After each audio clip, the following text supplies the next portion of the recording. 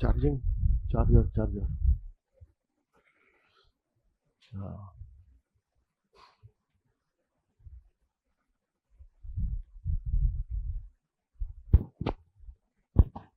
Okay,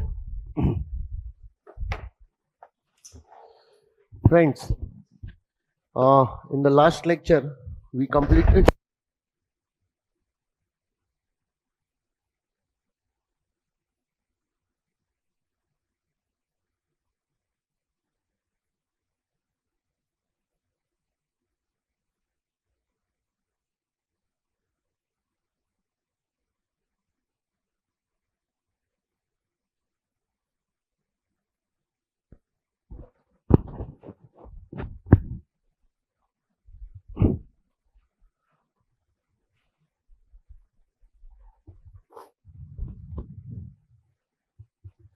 Stopped.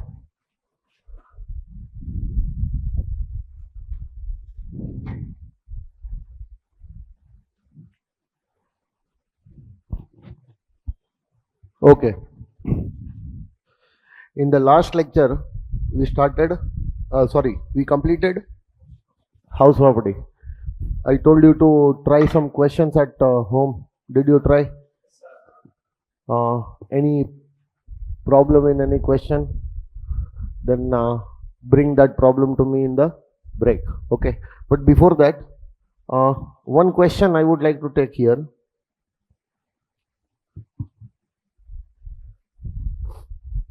Question number.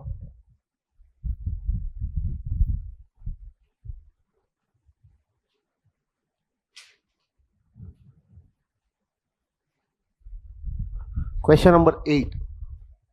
See, if you have one SOP, then the annual value of one SOP is exempt. What if you are having two SOPs? Annual value of both the SOPs exempt? Yes or no? What about multiple SOPs, more than two SOPs? Annual value of any two SOPs is exempt, and balance are treated as DLOB. Okay, no? Now, in this question, Mr. Ganesh has how many properties? 3 houses, all of which are self-occupied. So, the exemption for all the 3 can be taken or cannot be taken? Cannot be taken. Any 2 will be treated as SOP, and the third one will be treated as DLOP. So, you have 3 options. Mr. Ganesh will have 3 options. Either he will treat house 1 as SOP. Praveen, come now. 1 second.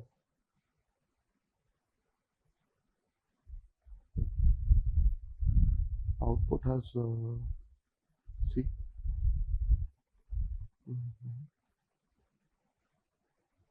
The screen is breaking. See. Full screen.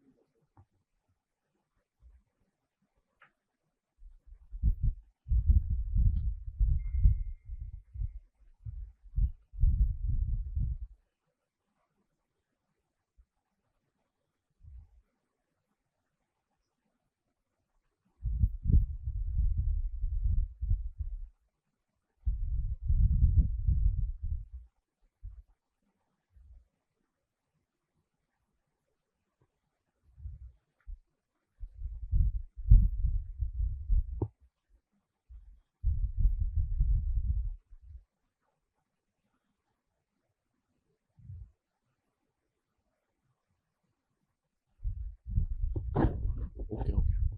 Leave it. That is okay.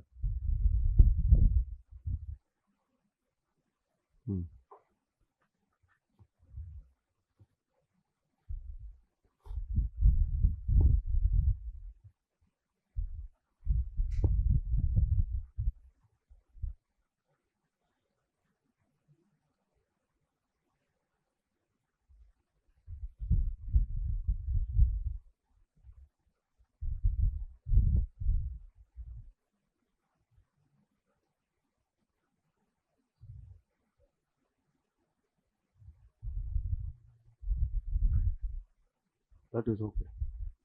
Okay, now leave it. In the break time, we'll adjust. Okay.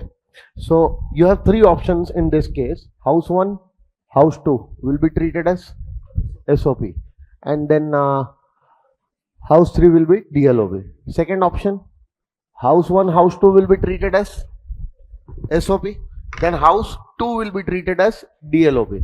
And in the last option, house 2 and 3 will be treated as SOP and 1 will be DLOB. Yes or no? So in this question, this is a very easy question. In this question, what you can do, first treat all the three properties as what? SOP. First treat all the three properties as SOP. Then if you will treat all the three properties as SOP, then annual value of house 1 will be nil. Here it will be nil. Here also it will be nil. But do you remember, you get deduction for what? Interest. So in the case of first property, there is no interest. So the final income will be nil. Second case, interest deduction will be available because interest is there. How much? 55,000, and that is interest on loan taken for repairing loan. How much is the maximum interest available? 30,000. So instead of 55,000, 30,000 will be the amount of deduction. So in the case of house 2, 30,000 deduction for interest will be available. In that case there will be a loss of rupees 30,000. And in the last case, 1,75,000 is the interest which is taken for purchase of property, and the loan was taken in April 17, meaning 2 lakh rupees limit will be available. Yes or no? 2 lakh or 1,75,000, whichever is lower. So 1,75,000 will be allowed as a deduction. So the last case, the amount of loss will be 1,75,000. So can I say house 1 income will be nil, house 2 income will be negative 30,000, and house 3 income will be negative 1,75,000 if you treat each property separately as what? SOP. If house 1 is SOP, its income is nil. If house 2 is SOP, its income is negative 30,000. If house 3 is SOP, its income is negative 1,75,000. So now this happened in the we assumed that all the properties are SOP. Now if we will assume that all the properties are DLOPs, all the properties are, then income of the first property will be calculated, income of the second property will be calculated, and income of the third property will be calculated. And in the case of all the properties, the entire amount of interest will be allowed, because in the case of LOP and DLOP, full amount of interest is available. So in that case, what will be your final income? 2,19,800, 176,840 and 73,640. Now first option was house 1 and house 2 SOP. House 1 and house 2 SOP. House 1 SOP, what is the income? House 2 SOP, what is the income? And house 3 we have to treat as what? DLOP. What is the income? So 73,640. Now we will total all these. We will total. What will be the final amount? 43,640 will be the income if we treat house property 1 and 2 as SOP and 3 as DLOP. Please check. 73,640. Yes or no? Now if we treat house 2 as what? SOP. Negative 30. Hello? And house 3 also as SOP.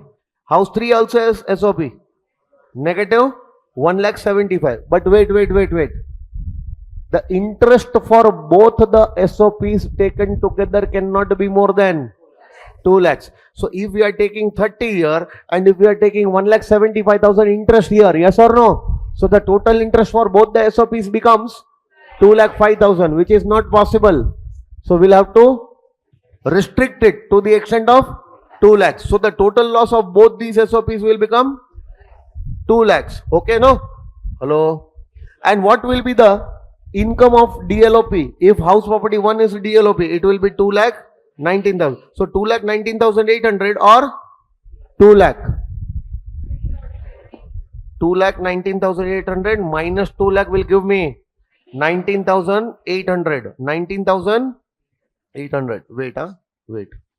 If 115 BSE shift out, okay, 43, 640, then it will be 19,800. Now tell me, if I consider my house property 1 as SOP, final income will be nil.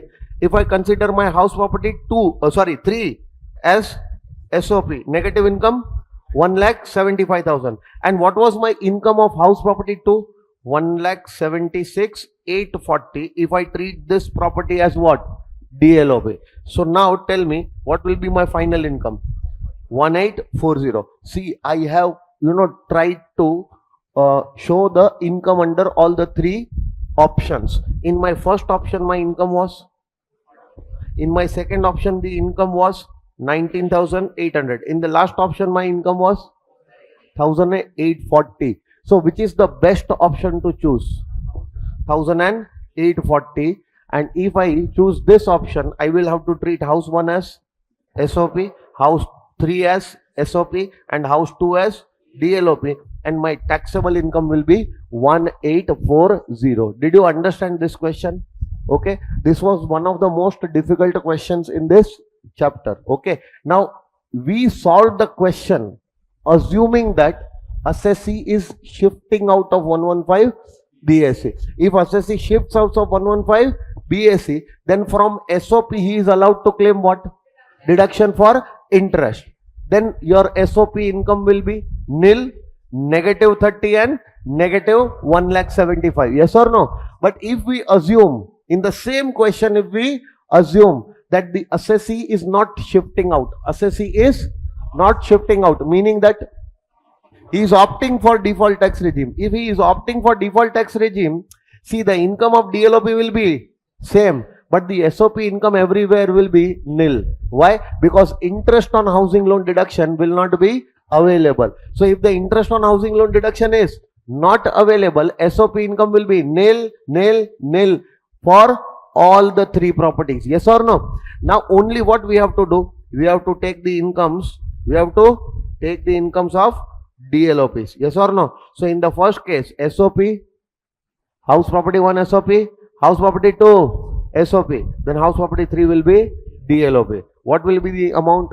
73,640. In the second case, house property 1 and house property 3 will be treated as SOP, and the house property 3 will be treated as DLOP. In that case, my income will be 176,840. And in the last case, house property 2 and 3 will be treated as SOP, and house property 1 will be treated as DLOP. Yes or no? And in that case, my income will be. Now tell me, which is the best option to choose over here? 73,640. So now what is happening? Please pay attention. Now, if I choose 115 BSE, if I choose 115 BSE, so the best option is giving me taxable income of how much? 73,640. The best option out of 3 is giving me 73,640. If I choose 115 BSE, what if I don't choose 115 BSE? In that case, the best option is giving me the answer of 1840. Now tell me, out of this, if we have to choose whether to follow 115 BSE or not to follow 115 BSE, what we will do? We will not follow 115 BSE. We will shift out, and the taxable income of house property in that case will be 1840. Yes or no? Did you understand this question? Okay. So this was one question. Okay. Now all the other questions are manageable. Very, very easy questions. Okay. Few questions are there on partly let out, partly self-occupied based on time. Few questions are there on the basis of partly let out, partly self-occupied based on area. In few questions you are going to calculate the interest also. Few questions they will directly give you the amount of interest, but in few questions they will tell you to calculate the amount of interest also. Yes or no? So interest calculation, wherever in the question you see the interest calculation, be careful in that question, because interest calculation is one of the parts where the students commit mistake in house property chapter. Okay, no? So you are going to finish all the questions by today itself. If you have not finished, then finish by today itself. Okay, now we will go and start with the chapter salaries. Okay, now how many heads of income are there? 5 heads of income. This is the first head of income from salary. So now in this salary head, how many sections we are supposed to do? We are supposed to do section number 15, section number 16 and section number 17. 15, 16 and 17. Section 15 talks about charge. Which income will be charged under the head salary and when it will be charged. So the condition for chargeability and the income which will be charged under the head salary is given under section 15. Section 16 talks about the deductions which are available under the head. Once the income is charged under the head salary, what are the deductions which are available from salary? Section 16, clause 1a, clause 2 and clause 3. 3 deductions are available. Number 1, standard deduction. Number 2, deduction for entertainment allowance. And number 3, professional tax, or sometimes you can call it employment tax also. Yes or no? And the last section is section number 17. Section 17 is nothing but the definition of various terms. Section 17 subsection 1 talks about the definition of salary. 17 subsection 2 talks about definition of perquisite. And 17.3 talks about profits in lieu of salary. Now these 3 sections are done, then chapter salary will be over. Okay. Now the first section, section 15, charging section. See, assessee has to be an employee. Assessee has to be an employee. And this assessee who is an employee is receiving any sum by whatever name called from his employer. See, always there are 2 parties. Okay, one, the party who is making the payment, the party who is giving, and second, the party who is receiving. Okay, so the recipient, the party who is receiving the income is known as payee. And the party who is making the payment, the party who is giving the income is known as payer. So payer and pay, 2 persons are there. 1, payer. 2, pay. Payer has to be the employer. And payee has to be the. So there has to be an employer and employee relationship between the payer and the pay. There has to be a relationship of employer and employee between the payer and the pay.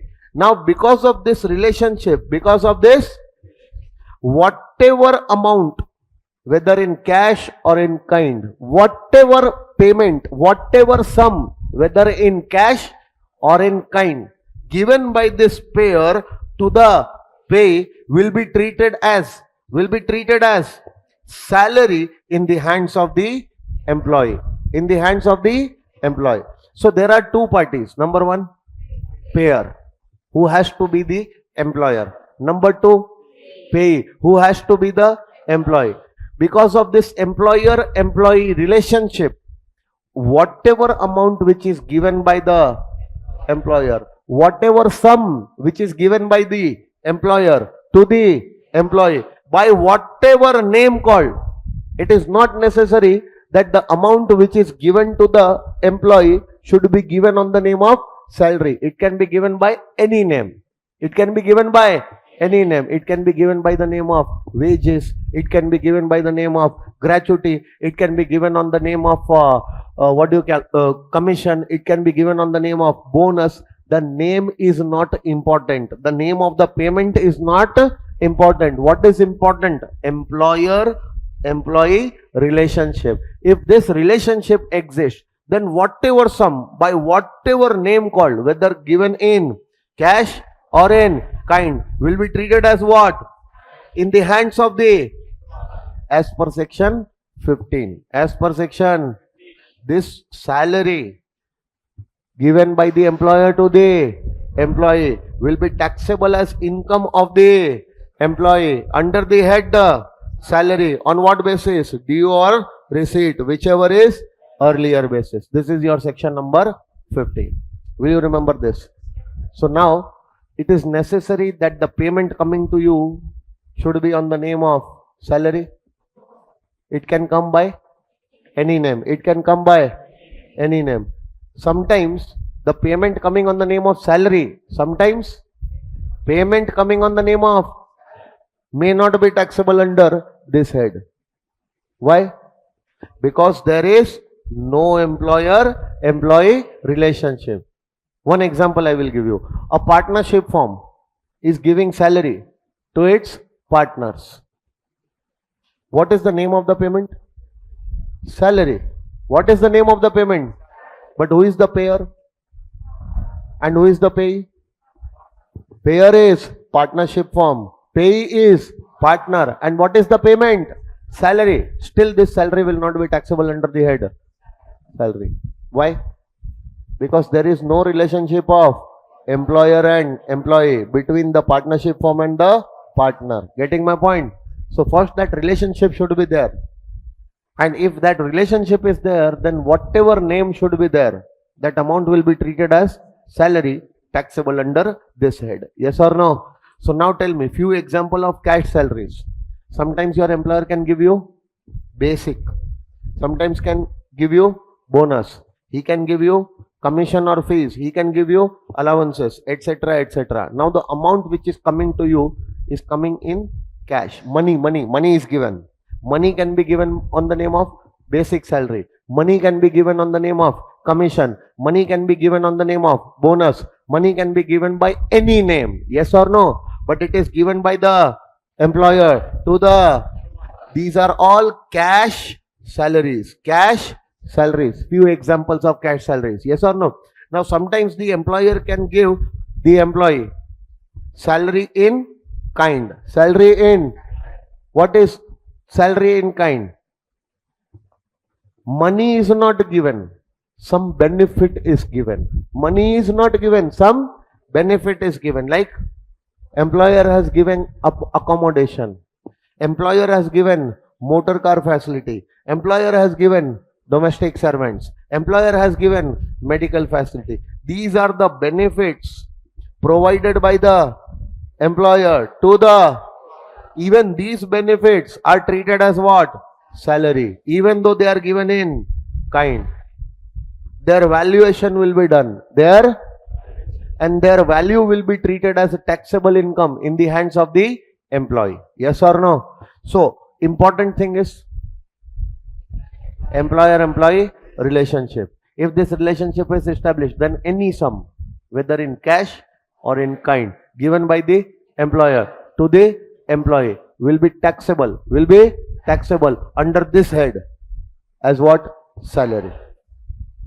On what basis? Due or receipt, whichever is. Now what is the meaning of due or receipt? Due or receipt means if your salary becomes due in the relevant previous year, and if it is received in the next previous year, so it will be taxable in the year in which it is received, or it will be taxable in the year in which it is due. Why? Because due is becoming earlier than the receipt. Yes or no? So the salary will be taxable on what basis? Due basis. Because it is becoming due prior to its receipt. Yes or no?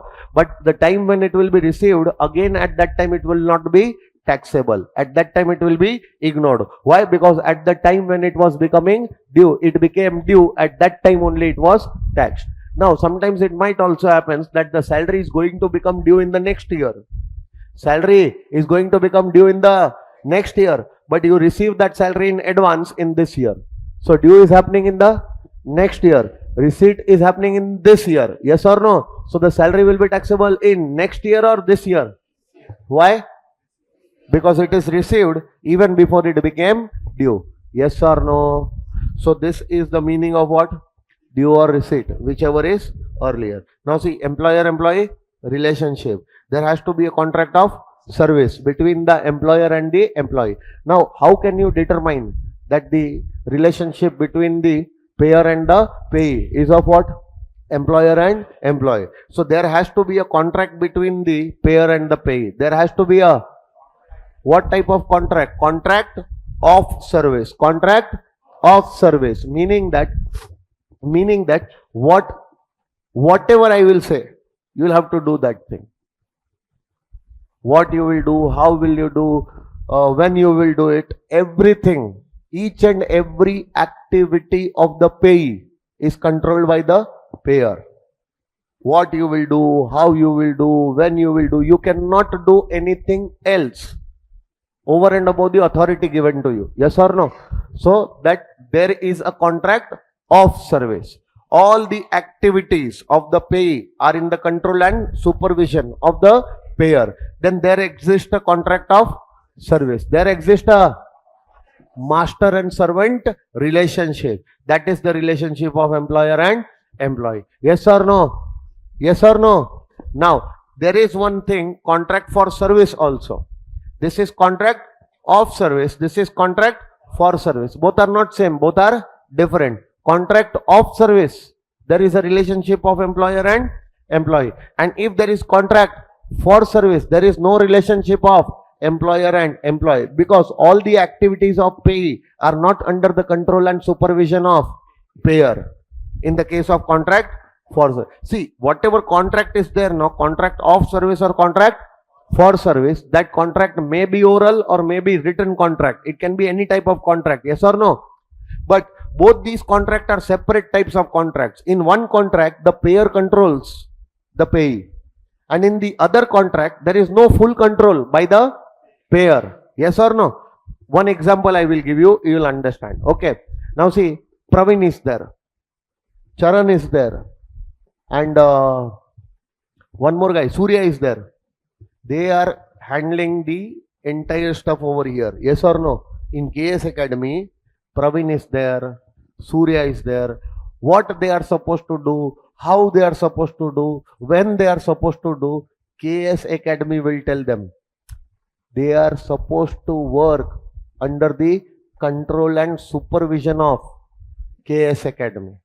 Yes or no? There exists a master-servant relationship between KS Academy and Praveen. Getting my point? Hello? So, you are supposed to come at 8 o'clock. Faculties will come. You are supposed to arrange everything for faculty. Hello? Other than that, you are going to do this also. You are going to do that also. They cannot do anything which is beyond their authority. Hello, sir? Getting my point? So, there exists a contract of service between KS Academy and Praveen. Master and servant relationship. Employer and employee. So, whatever amount the KS Academy will give to Praveen will be taxable for Praveen under the head salary, because there is a contract of service. Master-servant relationship. See, I'm coming to teach you all here. Okay, no? So, KS Academy gives me my remuneration. But there is no contract of service between me and the KS Academy. Why? Because, sir, what you are supposed to do while teaching, how you will teach, that is not being under the control and supervision of KS Academy. They will just ask me that, sir, are you available from this date to this date? We want your services. We want our intense batch. We want you to take the direct tax in our intense batch. I will say, okay, I am available from this date to this date. Please, sir, come for the lectures. I came for the lectures. Now, they are not going to tell me that what to do, how to do, when to do. Hello, sir. They will just tell me that students are coming at this time. Sir, are you available at this time? I will say, no, I am not available at that time. Tell the students to come at this time. Yes or no? Or if I am available at that time, okay, call your students at this time. I will come and I will go and teach. Yes or no? Complete independence. What to do, how to do, when to do is not decided by KS Academy. Principal to principal dealing happening. There is no master and servant relationship. This is contract for service. This is contract. And contract for service will always result into PGBP income. Hello? Or sometimes it might also result into IFOS income. But it can never result into salary income, because there is no master servant relationship. Getting my point, everyone? So this was contract of service, this is contract for service. This is not asked in the exam, don't worry about this, okay? No, but you will have to identify, as a chartered accountant also you will have to identify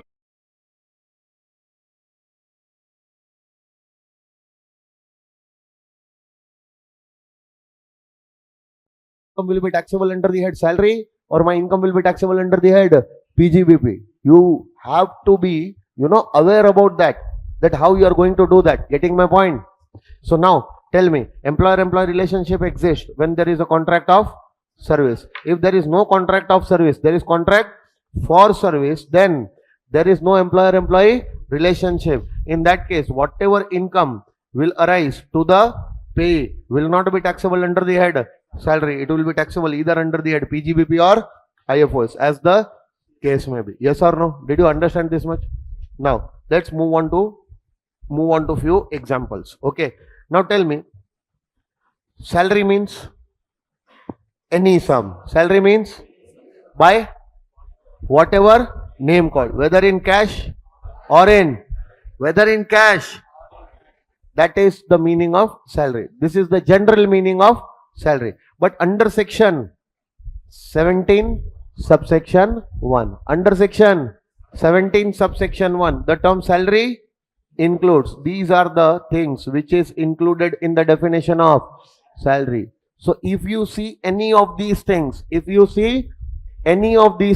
given by the payer to the pay, given by the employer to the employee, even these are treated as what? Salary. So whenever you find these things, always tax these things under the head salary, because they are also treated as what? Salary, as per section 17(1).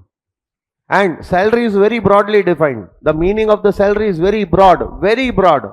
That, sir, whatever sum by whatever name, whether in cash or in kind, given by the employer to the employee, will be treated as what?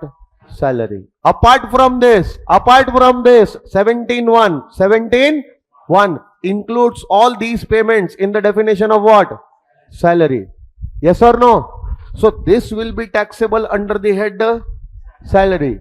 Not just this, if you see any of these items, they will also be brought under the head salary. Yes or no? So during the previous year, what did I say? During the previous year, you are supposed to see that how many payers are giving you income. How many payers are? Out of those payers, which payer is your employer? That you will have to first identify. If there is a payer who is giving you income and he happens to be your employer, then from that payer, during the previous year, from that payer, whatever sum is coming to you by whatever name, whether in cash or in kind, along with that, items which are covered in 17(1), if these things are given by that payer to you, you will classify all these items under the head salary. Understanding or not, everyone? So now pay attention. Now few examples, okay? No, if there is a college and there is a college lecturer, there is a college and there is a college lecturer. This college is giving some amount. College is making the payment to lecturer.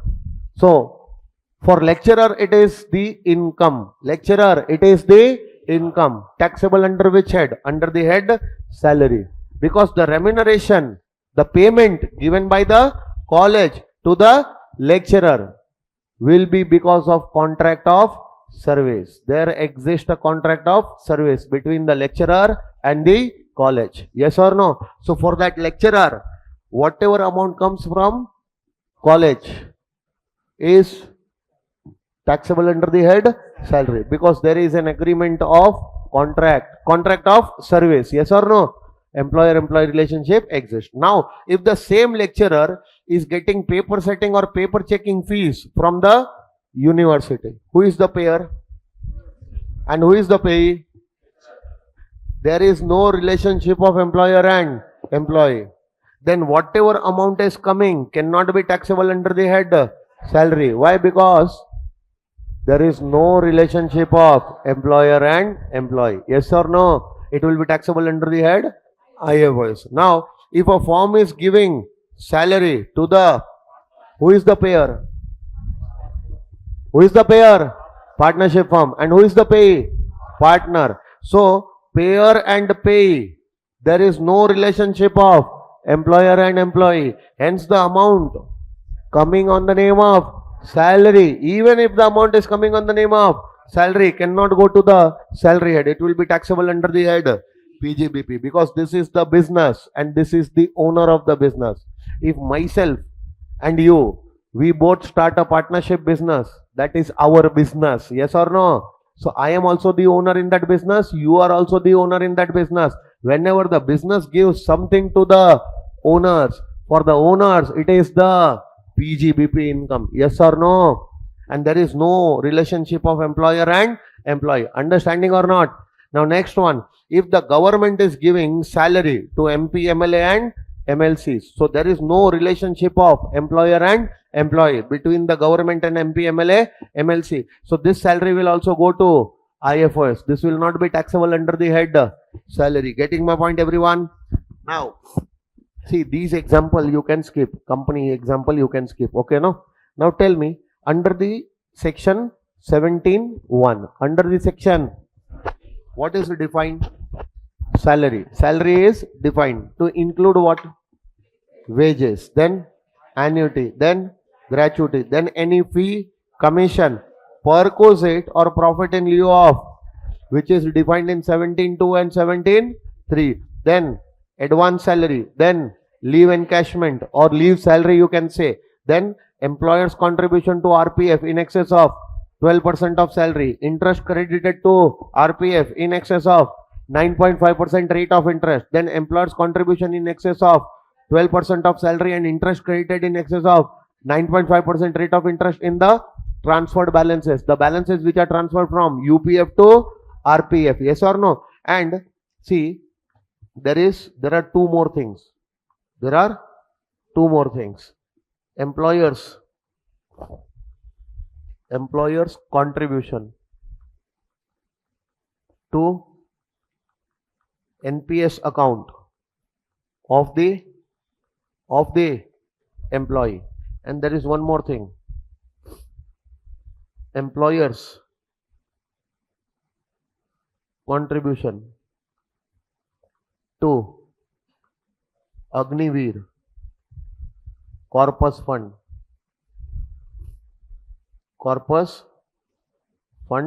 account of the employee. Now in this case, who will be the employer?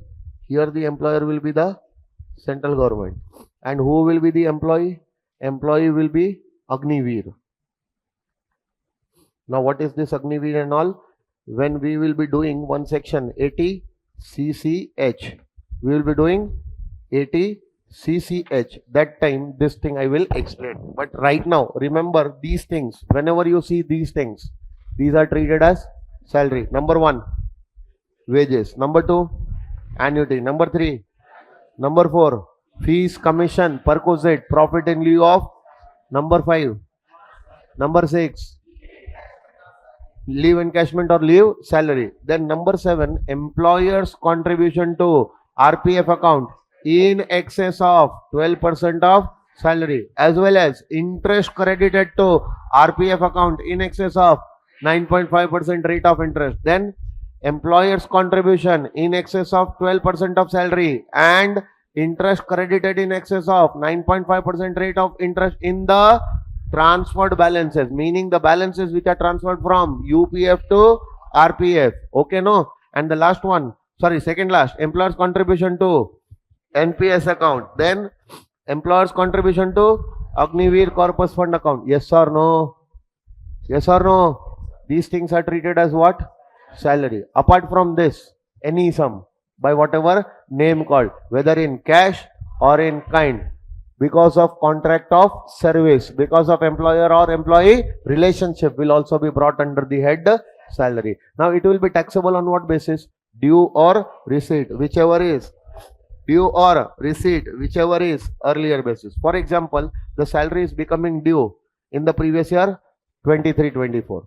So for us, the previous year is 24-25. So the salary is becoming due in the previous year 24-25. It is received also in 24-25. Tell me when it will be taxable. It will be taxable in the previous year 24-25. Why? Because both due and receipt are happening in my previous year. So it will be taxable in my previous year. Yes or no? Now, if the salary is becoming due in my previous year and if it is received in the next previous year, tell me when it will be taxable, in my previous year or in the next previous year? In my previous year it will be taxable. It will be taxable in 24-25. Now if the salary is becoming due in the next previous year, salary is going to become due in the next previous year, but I am receiving that salary in advance in my previous year. Yes or no? So when the salary will be taxable, next previous year or this previous year? This previous year. On what basis? On receipt basis. On receipt basis. And when it will become due in the next year, that time it will not be again taxable because it is already taxed in this year. On what basis? Receipt basis. Yes or no, everyone? So now, one important thing, if you remember this, we have already done section number 9, if you remember that.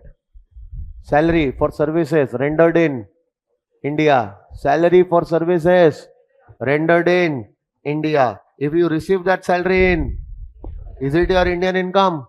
Yes or no? Deemed to accrue or arise, or accrued in India, received in India, normal Indian income? Normal Indian income. Yes or no? No need to deem also because it is received in India. Yes or no? But if the services are rendered in India and the salary is received, then even if the salary is received outside India, but it is for services rendered in India, will be covered by section number. It will be deemed to accrue or arise in India. What type of income it will be? Indian income. Okay, no? So now it will be taxable for all. Now tell me, if the services are rendered, so salary accrues outside India and that salary is received. So even if it is accrued outside India, it is received in, it will become Indian income, taxable for all. Now if the salary is received for services rendered outside India, meaning accruing outside India, and it is also received, accrued outside India, received outside India. What type of income? Indian income or foreign income? Foreign income. What type of foreign income? Part A or part B? Part B. But wait, if this salary is received outside India by an Indian citizen from the government of India, then also it will be covered by section number 9. Even if it is a foreign income, but the government wants to charge tax on this income, so it will be covered by section number 9 and it will be treated as Indian income, taxable for all. But if the salary is accrued outside India, received outside India, in any other case, then it will be foreign income part B, taxable for ROR, not taxable for RNOR and NR. Yes or no? Now tell me, you have done all these things, no? We have already done all these things in the chapter residential status and scope of total income. Yes or no? Now, if the salary is taxable, and here also it is taxable, whatever may be your residential status, it will be taxable for you in India. Under which head? In all these cases, till here, in all these cases, the salary is taxable, no? So you will bring that salary under the head salary. If that salary is covered in your scope, now you are supposed to bring that salary under this head, under the head salary. You cannot take this salary to any other head. You will have to take this salary to this head. Yes or no? Now, see, application of income diversion, this is okay. Okay. Now, This is one important concept. Okay. Salary after tax and salary paid tax free. Salary after tax and salary paid tax free. For example, your salary is rupees 1 lakh. Salary is rupees. Now there are TDS provisions which says that the employer will be liable to deduct TDS on the salary of the employee. So if I am your employer and you are my employee and I am giving you salary, so from that salary I will be deducting what? TDS. There is a requirement. If I don't deduct the TDS, there will be actions taken against me. So I cannot take that risk. Okay, no? So if you are my employee and I am your employer and I am giving you salary, so as per the requirement of TDS provisions, I will have to deduct the TDS. Okay, what rate of TDS, when the TDS will be deducted, everything I will tell you under the TDS chapter. Okay, but before that, remember, for example, your salary was 1 lakh. Your salary was, and average rate at which the TDS has to be deducted was how much? 10%. See, 10% is not the actual rate which is prescribed for tax deduction on salary. The rate is different. The rate is, but I am just taking an example. For the simplicity of calculation, I have taken what rate? 10%. Yes or no? So your employer will have to deduct how much? 10%. So how much was your salary? 1 lakh. Out of that 10% TDS will be deducted. Will you get the entire amount of salary in your hands? Or you will get only the net amount after TDS? That is salary paid after tax. Salary paid. So you will get only 90% of the amount in your hands, amounting to rupees 90,000. Hello, sir. So now tell me, what was your actual amount of salary? 1 lakh. And how much you received in hand? 90,000. Where is that 10,000? The 10,000 was deducted by the employer and given to the government. Hello? Yes or no? Now my first question. Under the head salary. Under the head, are you going to show this salary? Are you going to show this salary under the head? How much amount you will show? 1 lakh, or you are going to show only 90,000 because 10,000 TDS is already deducted. How much amount you are going to charge under the head salary as your income? Entire 1 lakh or only 90,000? Entire 1 lakh or only 90,000? If the salary is paid,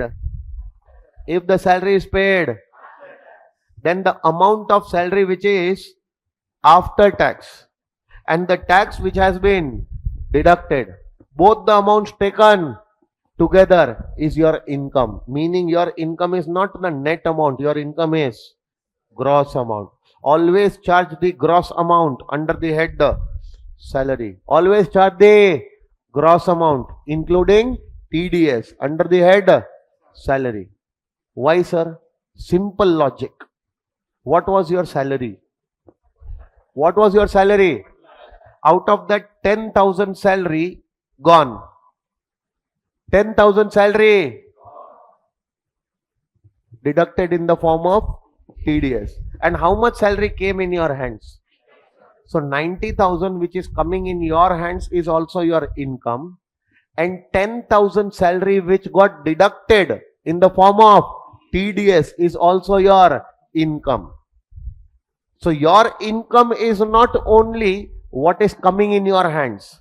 Your income is something which was supposed to come in your hands, hello, but which was applied for payment of tax. This is application of your income. Application of your income for payment of what? Tax. If you would have received 1 lakh rupees salary, out of that you would have paid 10,000 of tax. So instead of you paying that 10,000 of tax, that 10,000 gets deducted by the employer. That does not mean that the 10,000 rupees which got deducted is not your income. Even that is your income, but since it was applied for the payment of tax, it was deducted by the employer and it was applied for the payment of your tax to the government. It is not coming in your hands, but even that amount of 10,000 is also your income. Yes or no? So always what you will do? Under the head salary. Under the head salary. Always charge the gross amount. Always charge the That is the 100% amount before deducting the TDS. Before deducting that 100% amount will be taxable under the head salary. Now, what about this 10% TDS? Have you shown this 10,000 also as a part of your income? Yes or no? Later on, when you will calculate your tax, in the assessment year, when you will calculate your tax, out of your total tax liability, you take the credit of this 10,000. No need to pay this 10,000 again. Yes or no? So how much tax credit of TDS you will take? 10,000. How much salary you will show taxable? 1 lakh. You will remember this thing or not? Now pay attention. Sometimes the salary is paid tax free also. Salary is paid. Employer is liable to deduct TDS. Employer is liable to deduct, but he does not deduct that TDS. He gives you the entire amount of salary in your hands. And he says that whatever TDS which was supposed to be deducted, I am not deducting that TDS. What I will do? I will give that amount of tax from my own pocket. Sometimes to keep the employees happy, the employer can do this. Okay, you all are my employees. Okay, now what is happening? I promised you that your salary will be 1 lakh. I promised you your salary will be 1 lakh. Okay, so now I am deducting 10,000 out of that. So how much you are getting? How much you are getting? What is your name? Nand Kumar. Okay, so Nand Kumar just now married. Just now 2 months, 1 month back he got married. Okay, at the time of marriage, prior to marriage, when in-laws and his wife, at that time when they came to his house to see him, okay, at that time Nand Kumar's family and Nand Kumar, they told the family of the bride that my salary is how much? My salary is. So looking at the amount of salary, that no, the groom is what? Chartered accountant, earning how much salary? 1 lakh. So this will be a good match. He will keep my daughter happy. Yes or no? Earning good amount of money. So marriage got fixed and he got married. After 1 month of marriage, he will now get the salary from the employer. Now employer was supposed to deduct what? TDS, amounting to? That he knows. Okay, no? That 1 lakh is my salary, out of that 10,000 gets deducted. And I am going to take home how much? Only 90,000. So after 1 month, the employer gave him 90 and he brought 90,000 at home. His wife asked, hello, today it was your salary day. Did you receive your salary? He said, I received the salary. Full 1 lakh rupees you received? Nanda Kumar says, yes, I received full 1 lakh. Show me the credit amount. So the SMS came, amount credited your bank account. How much? 90,000. His wife asked all of a sudden, you were saying that your salary was 1 lakh. Bank account is showing that only 90,000 is credited. How is this possible? So he tried to explain that please listen to me, only 90,000 I am receiving because my employer is liable to deduct TDS at the rate of 10%. He has deducted 10,000 as my tax and he has given that 10,000 to the government. His wife did not believe that.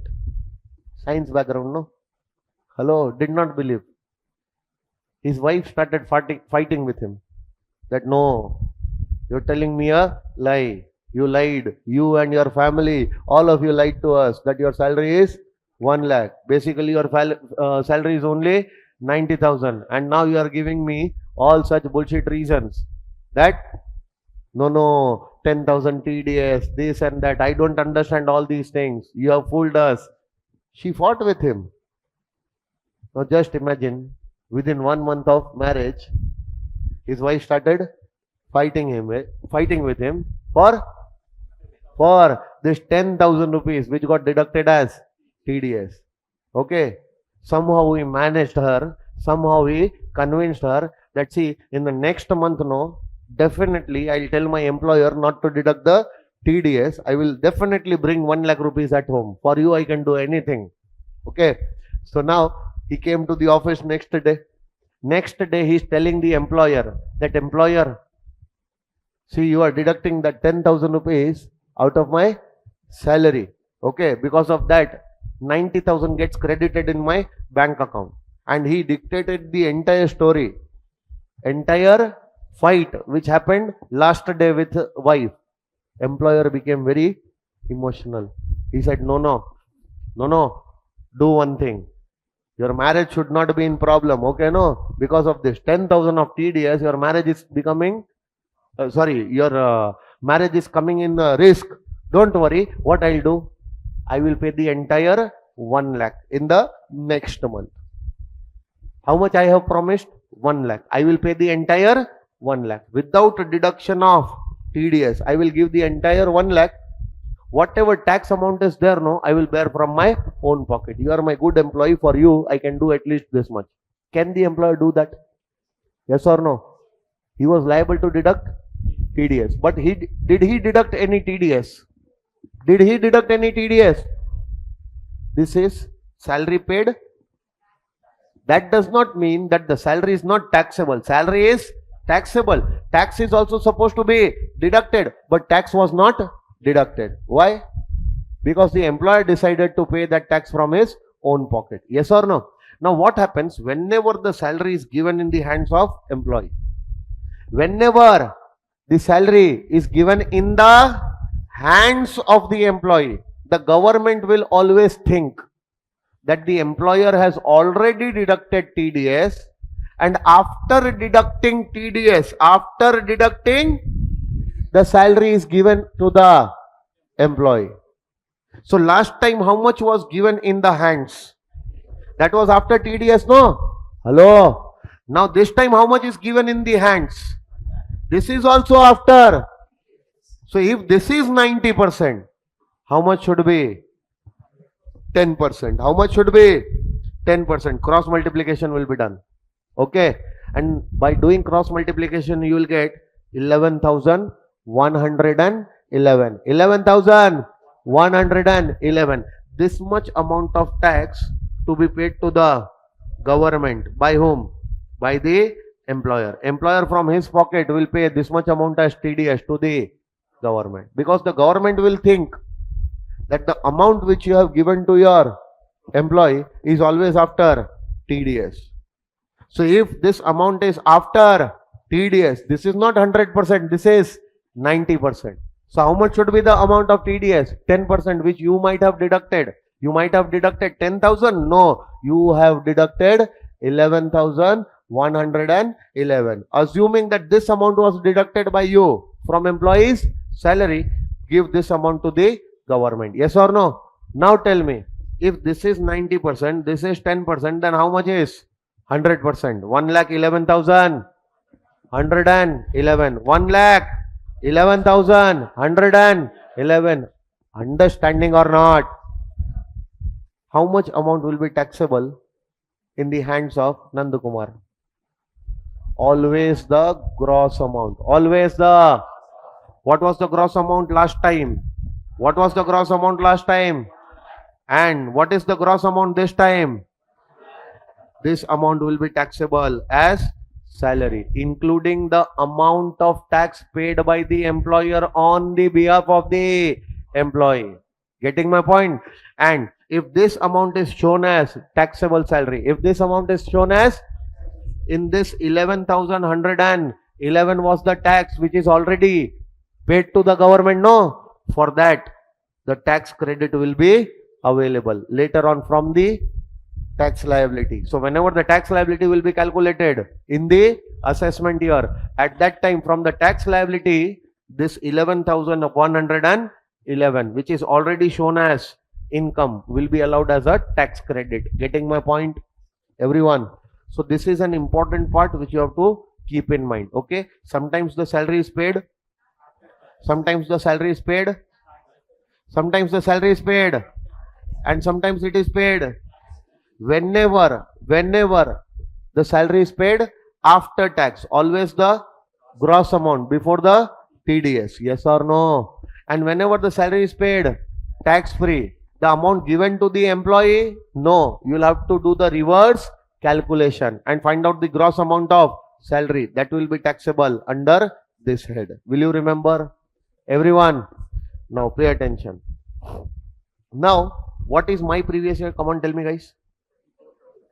My previous year is 24, 25. For this previous year, in the assessment year 25, 26. What are we going to compute?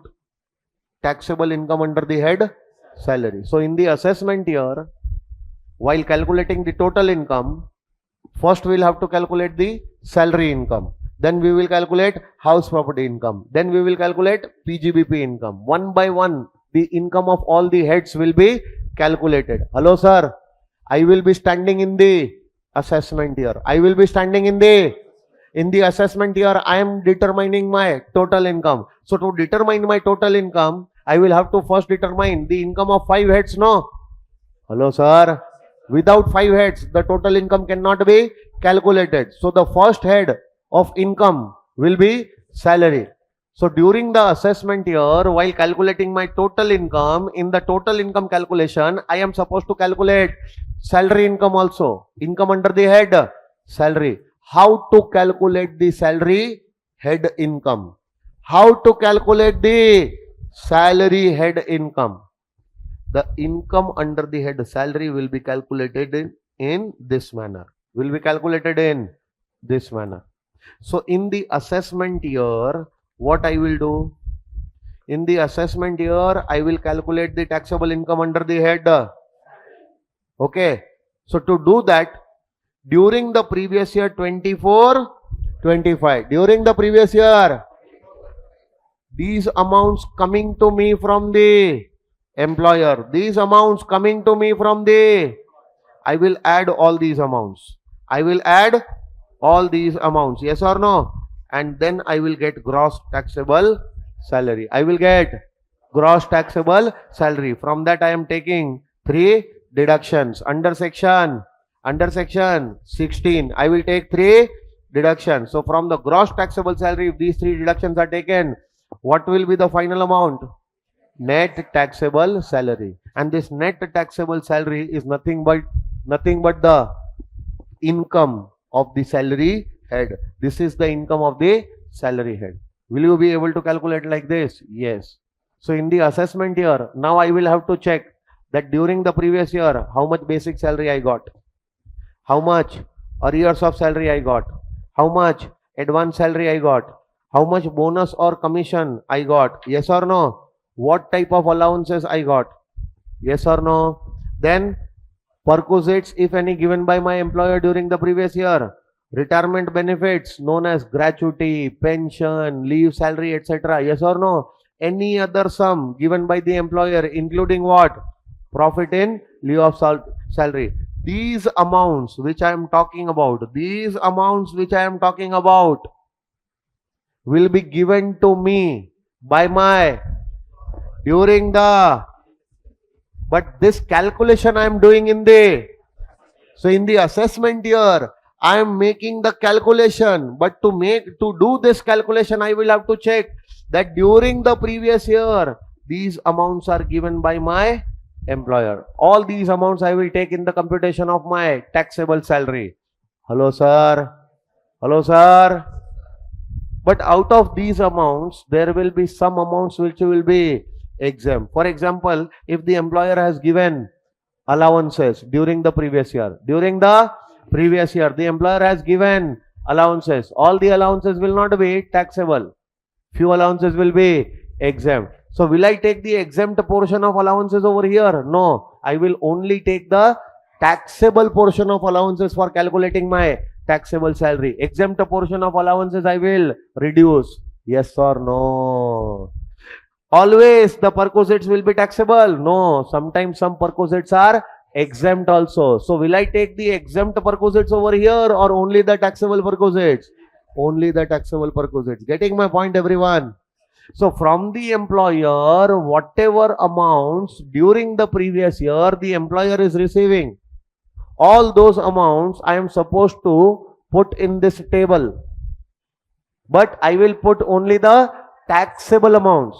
Yes or no? And then I will add all these amounts. I will get gross taxable salary. And from that, I will take the deductions available under section 16. That will give me the final income under the head salary, also known as net taxable salary. Will you remember this? Yes or no? One by one we are going to discuss about these items only. First I will discuss about basic salary. Then I will discuss about arrears of salary. Then I will discuss about advance salary. Then I will discuss about bonus or ex gratia. Then I will discuss about fees or commission. Then I will discuss about allowances. Then we will discuss about retirement or superannuation benefit. And once this is done, I will discuss about perquisites. Yes or no? And then I will discuss about profits in lieu of salary. While having a discussion about all these things, we would have already discussed about deductions. Once the entire discussion about this table is over, now this chapter is over. This chapter is nothing but this entire table. Yes or no? Very easy, very easy chapter. Yes or no? You just have to remember what you are doing exactly. Yes or no? Should we move ahead? Should we move ahead? So now you are in the computing. No. Total income. What are you computing? So to compute that total income, you will require to compute the income under 5 heads. Yes or no? You are in the assessment year, you are computing. So to compute that total income, you will have to compute the incomes under first head, salary. You are going to compute like this. Yes or no? Second head, house property. How to compute you have already learned. So whatever you have learned in the house property chapter, apply those logics and calculate the house property income during the assessment year. Now whatever you are going to learn here under the salary head, apply those logics and calculate the income under the head salary. Then we'll learn PGBP. Then we'll learn capital gain. Then we'll learn IFRS. Then we'll be in a position to compute the gross total income. After having 5 heads, we will add the income of 5 heads. Yes or no? On top of that, we'll apply clubbing provisions also and set off and carry forward also. And once this thing is done, what we will do? We will add all the items. Gross total income is there, and from this gross total income, we are going to take chapter 6A deductions. Chapter 6A. Those chapter 6A deductions, my dear friends, will be from ATC to ATU. Then we will be in a position to calculate the total income. You remember this entire process, no? So this entire process we are following in the assessment year. Yes or no? 25. So in 25-26, I will have to check that during the year 24-25, do I have one employer? Yes. During the year 24-25, do I have an employer? Yes. From that employer, now what have I got during the previous year? Number 1, basic salary. One by one we are going to discuss about these things. Yes or no? Basic salary. What is basic salary? Simple. This is the purest form of salary given by the employer to the employee. This is the minimum amount which your employer will give you. So as an employee, you are working with me, minimum 10,000 rupees per month I will give you. So for your work which you are going to do for me as my employee, I am going to pay you a basic amount, minimum amount of 10,000 based on your experience, based on your qualification, etc. Yes or no? So that basic amount, that minimum amount which the employer will definitely give you, the employer cannot give you less than this. At least this much he will give, but on top of that, he can give you allowances also, he can give you bonus also, he can give you perquisites also. Whether you receive something or not, but definitely you are going to receive this amount from your employer. This is what? Basic salary. This is what? Basic salary. Always taxable. Always under the head salary. So during the previous year, you are supposed to check that how much basic salary you have received from your employer. that entire basic salary you are supposed to bring under the head salary. It will be fully taxable. Yes or no? Hello? Is there any exemption available from basic salary? No exemption. Entire basic salary is taxable. So bring entire basic salary under the head salary. On what basis? Due or receipt, whichever is. If the basic salary becomes due in my previous year, it will be taxable in my previous year. When it will be received in the next previous year, for example, sometimes it might also happen that the basic salary which becomes due in this year will be received in the next year. Possible or not possible? For example, every month salary becomes due, becomes as on the last day of each month, and it is paid on the 5th of the next month. 5th of the meaning the March month salary will become due on 31st March. But are you going to receive it on 31st March or you are going to receive it in the next year? Next year on 5th April you are going to receive it. Yes or no? So it will be received in the next year, but it is due in this year. So will be taxable in this year only. So the next year when it will be received, in that year it will not be taxable because it is already taxed on due basis in the current previous year. Yes or no? So tell me, gross salary basic salary, did you understand? Did you understand the meaning of basic salary? Now the gross amount of basic salary was 50,000. How much? 50,000. Out of that the employer sometimes deduct, or he might deduct PF contribution, he might deduct the loan installment, he might deduct the life insurance premium, he might also deduct the professional tax amount, he might also deduct the amount for pension scheme. Yes or no? Now all these amounts are deducted by the employer from your basic salary, gross amount. Yes or no? And after deducting these amounts, net amount of basic salary comes in your hands. Apply the same logic which you applied for TDS. How much was your salary? 50,000. How much was your salary? 50,000. Out of that, how much is deducted by the employer? TDS, PF contribution, life insurance premium. Yes or no? Then professional tax, all these payments, in total 5,000 years deducted. And in your hands, how much you are getting? 45,000. Under the head salary, how much you will tax? 50 or 45? 50 or 45? Always the gross amount. Always the, because this 45,000 which is coming in your hands is also your income, and this 5,000 which got deducted and applied for different purposes, nothing but application of your income. Your income of 5,000 getting applied to these purposes. Getting my point? Hello. So if your income gets applied to something, that does not mean that after application it is not your income. It is still your income. So 5,000 is also your income. 45,000 is also your income. How much is your salary income? 50,000. So always show this gross amount taxable under the head salary. Getting my point? So in the examination, gross amount will be given in the question. You are supposed to do nothing. Take the gross amount, charge under the head salary. Take the gross amount, charge under the head salary. But what if in the examination they are giving you net amount? Then definitely they are going to tell you that this net amount you are receiving after these many deductions. Yes or no? So what you are supposed to do? Reverse calculation. In this net amount you are supposed to add these amounts which are deducted by the employer and calculate the gross amount, and that gross amount will be chargeable under the head salary. Will you remember this? Everyone, this is the end of first point. So in your statement, taxable salary, hello, statement to compute taxable salary, first thing will be basic. Now second is, now what is arrears of salary? Please pay attention. Check arrears of salary. See, under section 15 only, there is a charge about arrears. Arrears means the salary which is not relating to this year. Salary which relates to any earlier year. So the salary which relates to any earlier year, that salary you did not receive that time. It was in arrears. But the salary for any earlier year which you did not receive at that time, you are receiving in this year.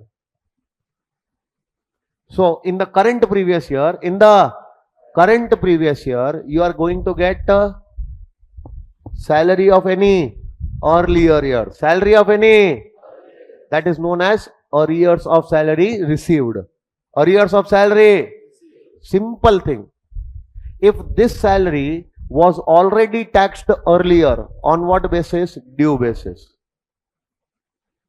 This salary was already taxed earlier on. It will not be again taxed on receipt basis. It will not be again taxed on. But section 15 says, section 15, charging section says, any salary pertaining to earlier years, any salary pertaining to which was not taxed earlier on due basis will also be charged under this head on receipt basis. So if in that year the salary was not taxed on what basis? Due basis, then in the year in which it is received, meaning our previous year, it will be taxable on receipt basis. But if it was already taxed earlier on due basis, no need to tax it again on receipt basis. That time you will ignore. Will you remember this? So now sir, why this will happen? Simple reason. See, since the last 2 years, your salary was not increased. Last year how much you got? 50,000 as your salary. Last to last year also you got 50,000 as your salary. Okay. Since last 2 years, your salary is constant, 50-50. Now this year, your employer increased the salary.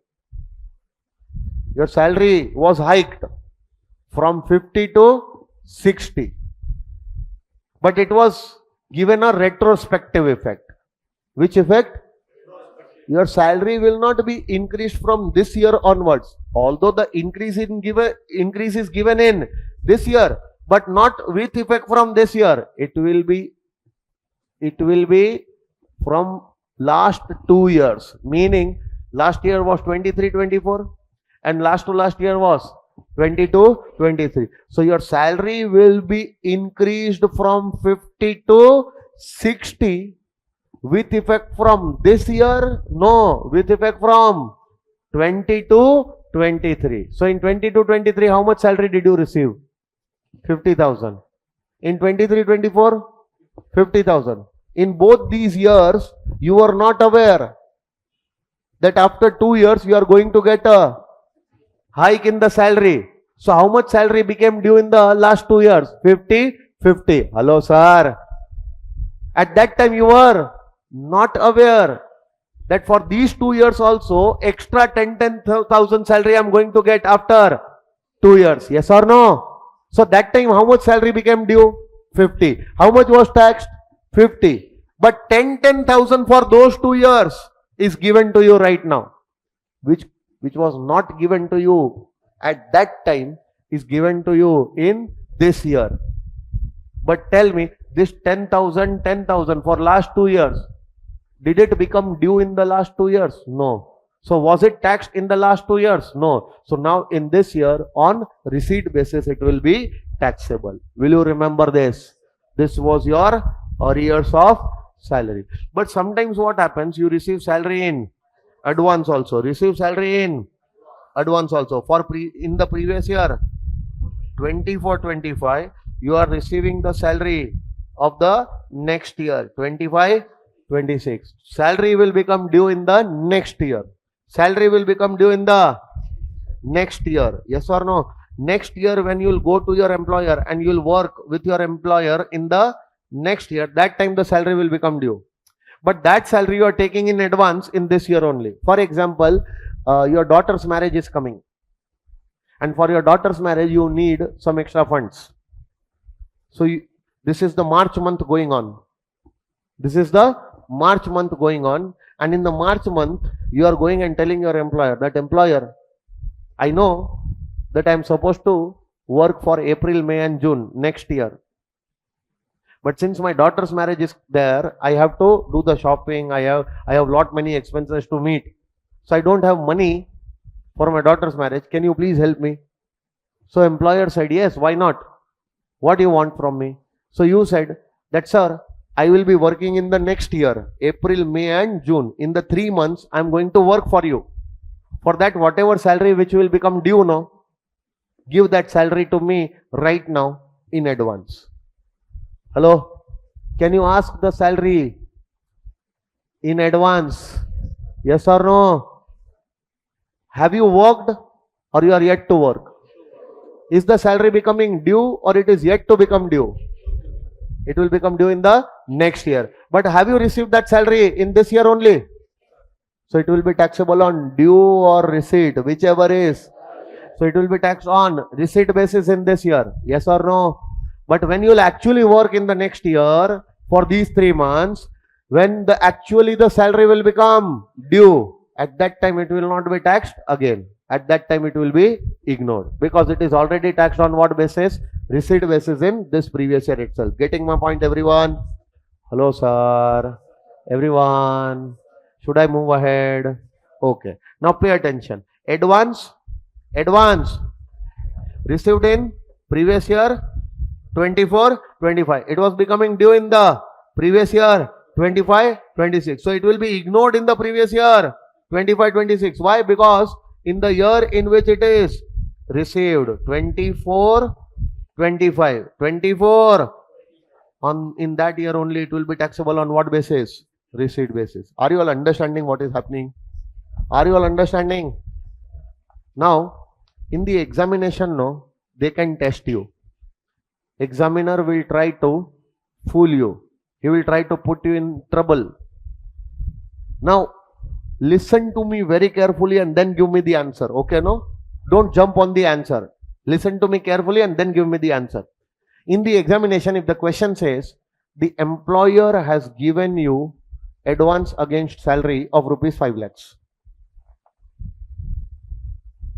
Advance against salary of rupees 5 lakhs. So tell me, will it be taxable for you? Or it will not be taxable for you? If it is taxable, then it will be taxable on due or receipt, whichever is earlier basis, or what? What is this advance against salary? For your daughter's marriage, you wanted money. Hello? So you went to your employer and asked for advance salary. So your employer gave you advance salary. Your employer gave you. So that advance salary will be taxable on receipt basis. Yes or no? Now they will twist the information. They will tell you, for your daughter's marriage you need money. So you went to your employer and you asked for advance against salary. It is a loan. It is not your income. If you go and ask your salary income in advance, that is income received in advance. Getting my point? You are asking for your salary income in advance. Then it will be taxable on what basis? Receipt basis.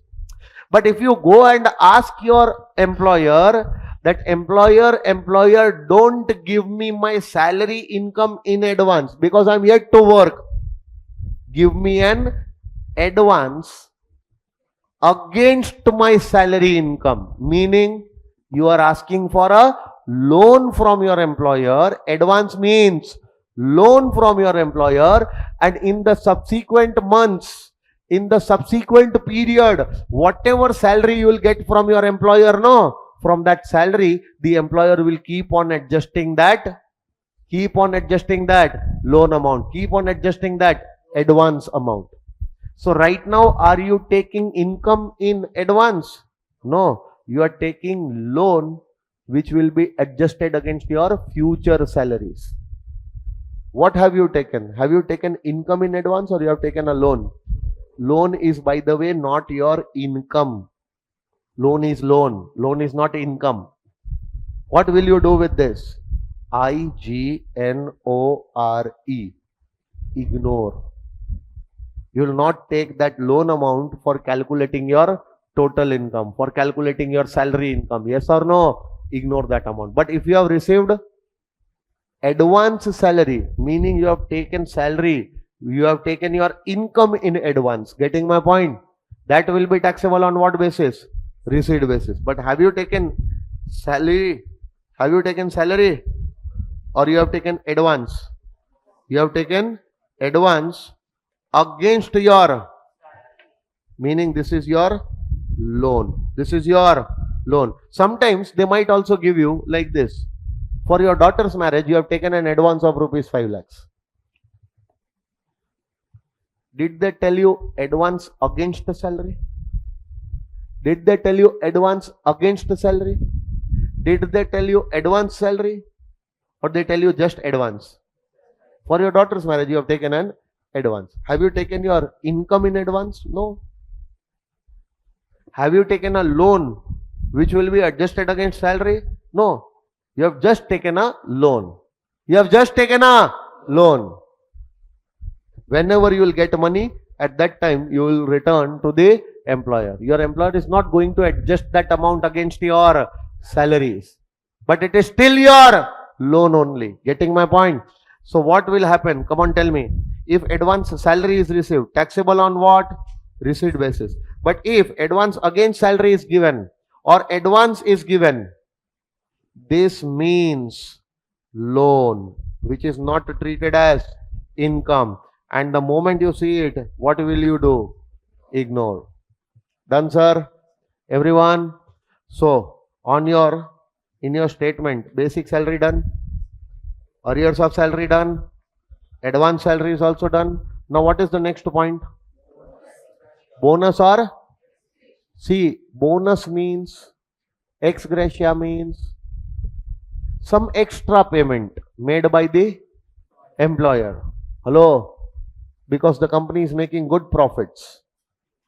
The company can give you bonus because of some festival also. Because of some festival also. The company might give you some extra amount in the form of bonus. Deepavali is coming. So at the time of Deepavali, the employer promised that he is going to give you 1 month salary, full month salary as what? Bonus. So the salary for November month you are going to get. Salary for October month you are going to get. But that October month salary equivalent to that amount, bonus will be given. 1 month salary equal to that, whatever amount will be there will be given to you as what? It is just a promise. It is just a, and promises are meant to be broken. Yes or no? What if after announcing the bonus, after declaring the bonus, is it always necessary that the employer is going to give you that bonus? Or it might get cancelled also? Yes or no? So, possibility is there that the employer told you that you are going to get bonus, 1 month salary, amount equivalent to 1 month salary you are going to get as bonus. It is just got declared. Have you actually received it? So till the time you don't receive, don't trust your employer. Why? Because at any time he can say, now I am in no mood to give you bonus. Getting my point? And bloody you taxed that amount on what basis? Due basis. Now what is the guarantee that you will ever get it? What if you never get it? You have already charged that amount on what basis? Due basis. Getting my point? And what if you don't get that amount? Because the employer is not contractually obligated to pay you that amount. Out of happiness, he wants to share some amount, give you some extra amount. That is what? Bonus. Yes or no? In contract, whatever is written, contract of employment, whatever is written, he is bound to give you that. But he is not bound to give you bonus, no? Mandatorily, it is not required to be given. In few exceptional cases, it can be given, but mandatorily, in majority of the cases, bonus is not a mandatory requirement or a contractual obligation. So the employer might tell you that I am going to give you bonus so that you work hard, so that you feel that the employer is taking care of you. But what if he does not give you and you charge this bonus on what basis? Due basis. So you have already paid the tax on an income which you have not received right now also, and maybe you will never receive. Hello? So it is safe to charge the bonus under the head salary On receipt basis only. On what basis? All the payments you can see now are always taxable on due or receipt, whichever is earlier. Due or receipt, whichever is earlier. But bonus will be taxable only on receipt basis. Only on. Sometimes it is also known as ex gratia. Sometimes it is also known as ex gratia. You can call it bonus also. You can call it ex gratia also. Got it, sir? So bonus taxable on receipt. So now, for example, in this year, the bonus announced was 50,000. Bonus announced was, bonus declared 50,000, and that 50,000 you received in this year only. What will be the taxability? 50,000 will be taxed or will be ignored? Will be taxed. Why? Because this is the bonus for current year, and in the current year you have already received it. So are you taxing it because it is for current year? No, no, no. You are taxing it because it is received in the current year. Now what if last 2 years the employer had announced bonus? It was declared, but it was never paid. The bonus for last 2 years also was given in this year. What you will do? Praveen, it will be taxable in this year. Even if the bonus does not relate to this year, still it will be taxable in this year. Will you remember this, everyone?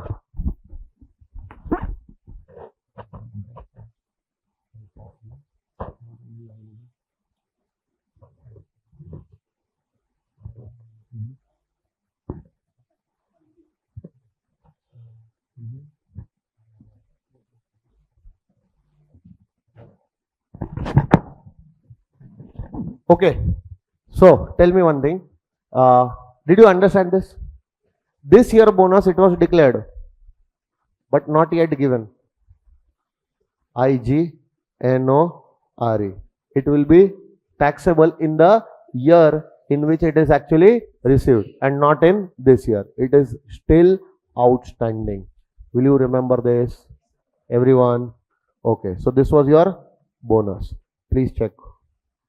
Bonus, due or receivable or declared, you will ignore. But if it is received, if it is received in the previous year 24, 25, so it will be taxable in the previous year 24, 25. See, bonus for current previous year or bonus for earlier previous year, received in this year, so it will be taxable in this year only. No need to see that to which year the bonus relates. Okay, no?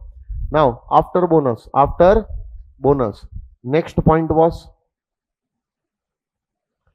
fees or commission. Fees or, see, fees or commission, it is an amount given for extra work done. Sometimes you work extra for your employer. Okay. So some extra work you are going to do. You were not supposed to do that work. You are engaged to do some other work. But your employer requires your services to do some extra work also, for which you are not engaged. For example, Praveen is there. Praveen is here to handle everything. Handle this entire classroom. This is the role given to Praveen. Yes or no? But what happens now? Driver is not available today. Driver is not available today. So from hotel to classroom, and classroom to another classroom, another branch, the faculties are supposed to travel. Faculties are supposed to travel. Driver is there, but driver is not coming today. Or driver is not going to come for this month. Yes or no? But fortunately, Praveen knows how to drive. So along with the work which he is doing, he will be driving the car also. He will be taking the faculties to different locations. Is he going to do the same work, or he is doing some extra work also? So the work which he is going to do extra, for that the employer might give him commission, or he might be paid some extra fees. Yes or no? So that amount for some extra work done is known as what? Fee or commission. Now if it is commission, it can be a fixed amount of commission or it can be variable commission. Fixed commission or fixed commission means every month 1000 rupees will be given as your commission. 1000 rupees, 1000 rupees, 1000 rupees, 1000 rupees, 1000. Amount changing or amount remaining constant. This is known as fixed commission. Or sometimes a variable commission can also be given. Variable commission means percentage will be fixed. Percentage will be, but the amount on which that fixed percentage is offered, that amount might not be fixed. For example, every month whatever sales you will do for the company, every month whatever sales or turnover you will achieve for the company is going to give 2% of that amount as a commission. So this month the sales target was, sales achieved was 20 lakhs. How much? 2% fixed for every month. So this month 2% of 20 lakhs you are going to get as what? Commission. So 2% of 20 lakhs will be 40,000. Hello sir. So this month's commission will be 40,000. Hello. Necessary in the next month also the commission amount will be 40,000 only.